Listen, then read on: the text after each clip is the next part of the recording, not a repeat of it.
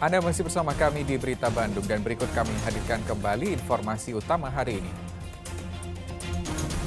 Bukannya turun, harga beras di Kabupaten Subang malah cenderung naik akibat cuaca buruk dan kenaikan harga BBM subsidi.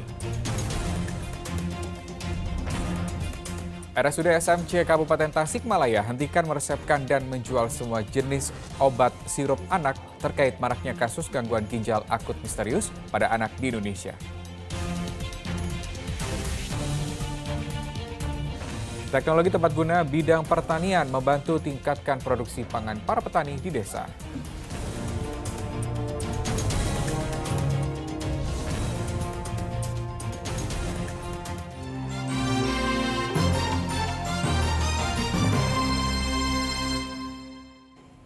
Ya, pasca merebaknya kasus gangguan ginjal akut pada anak, Rumah Sakit Umum Daerah SMC Kabupaten Tasikmalaya mengamankan sejumlah obat sirup untuk anak. Tindakan tersebut diambil untuk menindaklanjuti perintah dari Kementerian Kesehatan untuk tidak meresepkan dan menjual obat sirup untuk anak untuk sementara. Surat edaran Kementerian Kesehatan yang memerintahkan agar dokter anak untuk sementara waktu tidak meresepkan semua jenis obat sirup untuk anak dan agar seluruh apotek tidak menjual semua jenis sirup obat untuk anak terkait merebaknya kasus gangguan ginjal akut pada anak segera ditindaklanjuti Rumah Sakit Umum Daerah SMC Kabupaten Tasikmalaya. Pihak rumah sakit mengeluarkan surat edaran agar dokter spesialis anak tidak meresepkan obat sirup untuk anak dan menggunakan obat sirup untuk anak agar terpisah dari obat lainnya dan tidak dijual kepada siapapun. Obat sirup anak meliputi ratusan botol obat panas, obat batuk, serta ratusan obat alergi. Oke, kami kemarin ketika sudah mendapat surat edaran dari Kemenkes, ya tepatnya nomor 1, nomor titik 5, garing 3, 346 tahun 2022, kita langsung melakukan briefing bidang pelayanan, bidang penunjang, serta unsur terkait. Alhamdulillah ada kesimpulan ya, di situ kita membuat surat edaran direktur yang intinya mungkin yang pertama, untuk sementara tidak melaksanakan peresepan paracetamol sirup, obat batuk sirup, dan obat-obat lain dalam bentuk sediaan cair atau sirup sampai adanya pengumuman resmi dari pemerintah. Tindakan pelanggaran meresepkan dan menjual sirup obat bagi anak oleh Kementerian Kesehatan tersebut diambil karena dicurigai sirup obat yang beredar mengandung bahan kimia etilen glikol atau dietilen glikol dan etilen glikol butil yang pada kasus gangguan ginjal akut pada anak di Gambia yang menewaskan 69 anak ditemukan kandungan 3 jenis bahan kimia tersebut. Bahan kimia ini biasanya digunakan sebagai zat pelarut pada sirup obat. Di Indonesia, sampai hari Rabu 206 orang anak ditemukan mengalami gangguan ginjal akut yang belum diketahui penyebabnya. Dan 99 orang anak diantaranya meninggal dunia akibat gagal ginjal akut.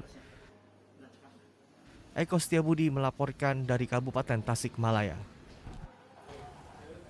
Pameran teknologi tepat guna di Kabupaten Cirebon menampilkan berbagai alat pertanian yang dibangun para inovator di tingkat desa di seluruh provinsi di Indonesia. Selain dipamerkan, alat-alat tersebut juga diuji coba. Ibu dan Bapak inovator. Berbagai alat penunjang pertanian yang dibuat dengan teknologi tepat guna dipamerkan di Kabupaten Cirebon mulai Rabu lalu. Pameran teknologi tepat guna nasional ke-23 diikuti oleh peserta dari seluruh provinsi di Indonesia. Kabupaten Subang yang mewakili Jawa Barat dalam kesempatan ini menerima penghargaan inovasi pos pelayanan teknologi tepat guna pedesaan. Penghargaan juga diberikan kepada sejumlah daerah di antaranya Provinsi Lampung dan Provinsi Bali. Pemprov Jawa Barat menyatakan, inovator yang turut ambil bagian dalam pameran ini akan diberikan pembinaan untuk melakukan produksi hingga bantuan pemasaran agar produk inovasi teknologi tepat guna bisa digunakan secara luas, terutama di pedesaan. Kalau nggak salah, di tahun ini inovasi yang dilakukan oleh masyarakat Jawa Barat tentang tepat guna, sehingga Provinsi Jawa Barat mendapatkan penghargaan, para bupati mendapatkan penghargaan, dan mereka pun yang melahirkan teknologi itu mendapat penghargaan. Ini sangat luar biasa. Saya ucapkan terima kasih kepada para inovator-inovator di Jawa Barat, baik itu kepala desa, para bupati, dan juga masyarakat umum yang sudah menghasilkan mesin-mesin untuk melaksanakan proses pembangunan di daerah lebih mudah lagi. Kementerian Desa Pembangunan Daerah Tertinggal dan Transmigrasi sebagai penyelenggara pameran teknologi karya inovator desa juga akan memfasilitasi akses bagi inovator agar bisa menjual atau mengembangkan produknya. Kementerian akan menyediakan katalog untuk mempermudah akses para peminat teknologi tepat guna mendapatkan barang sesuai kebutuhan. Nanti akan nambah katalog terkait dengan teman-teman atau inovasi teknologi tempat guna untuk pertanian, perikanan, perkebunan, pengolahan sampah, level kawasan pedesaan, level desa, itu ada semua.